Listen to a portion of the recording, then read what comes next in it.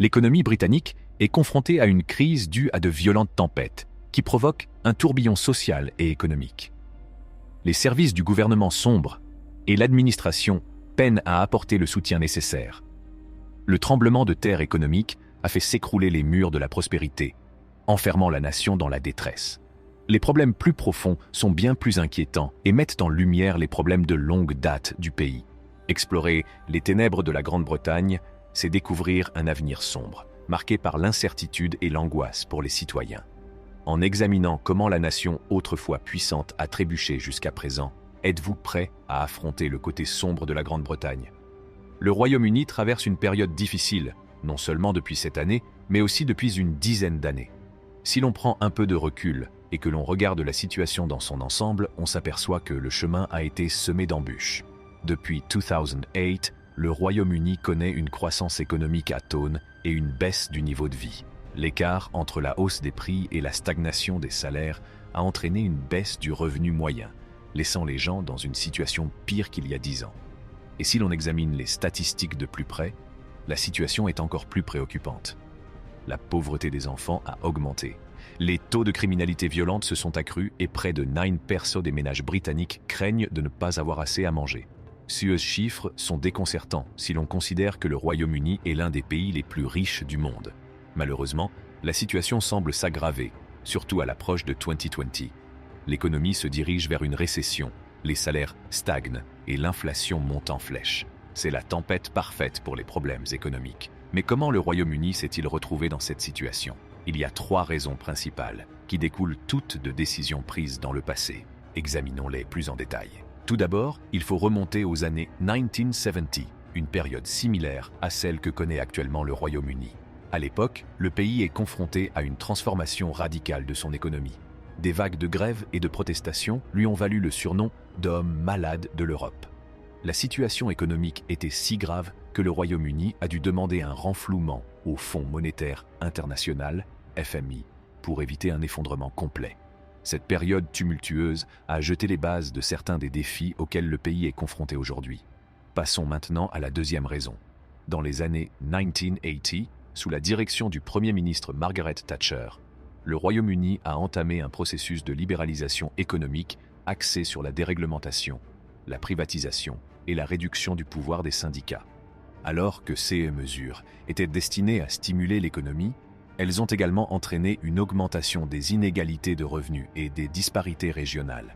Les effets des politiques de Thatcher se font encore sentir aujourd'hui, certaines régions et certains secteurs ayant du mal à se redresser et à prospérer.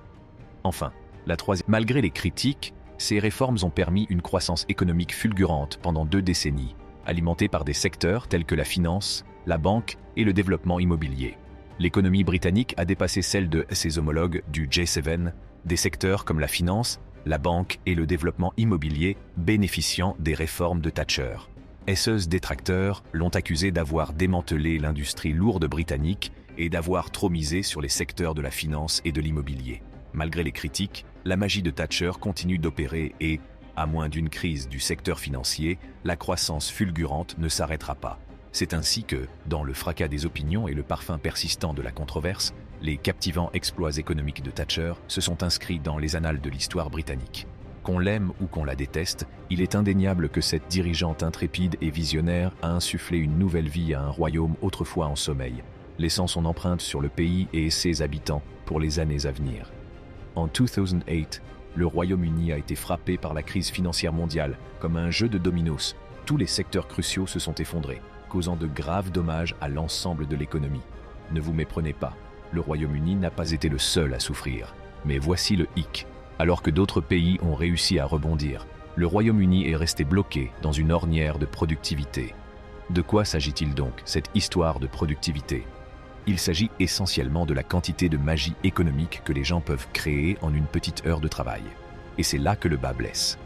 À l'exception du secteur financier, le Royaume-Uni est loin derrière ses concurrents habituels, comme l'Allemagne et même la France. Et pour ne rien arranger, cet écart de productivité ne cesse de se creuser d'année en année. Certes, les Britanniques travaillent peut-être plus longtemps que leurs collègues européens, mais la triste vérité, c'est que toute cette sueur supplémentaire ne se traduit pas par des résultats concrets. La crise financière n'est pas la seule responsable. Le Royaume-Uni a également eu sa propre façon de gérer les conséquences de la crise. Et devinez quoi? Elle s'est révélée être un ingrédient supplémentaire dans le ragoût de problèmes que le pays tente aujourd'hui d'évacuer à la louche. À la suite de la crise financière de 2008, le gouvernement britannique a décidé de faire face à la situation en adoptant une politique dite d'austérité. Un joli nom, n'est-ce pas? Il s'agit essentiellement de réduire les dépenses publiques dans presque tous les domaines où le gouvernement investit son argent. Et ces coupes ont été extrêmes. Les fonds alloués à la police, aux services sociaux, aux programmes d'aide sociale et aux administrations locales ont été massivement réduits. Pire encore, le financement de secteurs vitaux comme les soins de santé et l'éducation est pratiquement resté au même niveau depuis 2008. Mais voilà, contrairement à la plupart des pays qui ont délié les cordons de leur bourse au bout de quelques années, le Royaume-Uni a décidé de continuer à faire la fête et de maintenir l'austérité sur le long terme. Mais devinez quoi? Cette politique d'austérité prolongée a eu des effets dévastateurs sur la société britannique. En particulier sur les travailleurs qui tentent de joindre les deux bouts. Les Nations Unies n'ont pas mâché leurs mots à l'égard de la politique d'austérité du Royaume-Uni. Elles affirment qu'elle est à l'origine de beaucoup de pauvreté et de malheur, en particulier pour les personnes à faible revenu. Il suffit de regarder le nombre de personnes ayant recours aux banques alimentaires. Il est passé de 25 000 à 1 million en quelques années seulement. Et ne me parlez pas de la pauvreté des enfants, qui est elle aussi en augmentation. Mais les choses ne s'arrêtent pas là. Notre cher service national de santé, le NHS, est en grande difficulté. Il est tellement sous-financé que nous avons aujourd'hui le pire accès aux soins de santé de toute l'Europe. C'est dire si l'accès aux soins de santé est mauvais dans toute l'Europe. Et devinez quoi? Nos forces de police ont été amputées de 20 000 agents. C'est eux qui les empêchent de faire correctement leur travail. Il n'est donc pas étonnant que nous assistions à une augmentation des crimes violents, en particulier dans les zones les plus pauvres.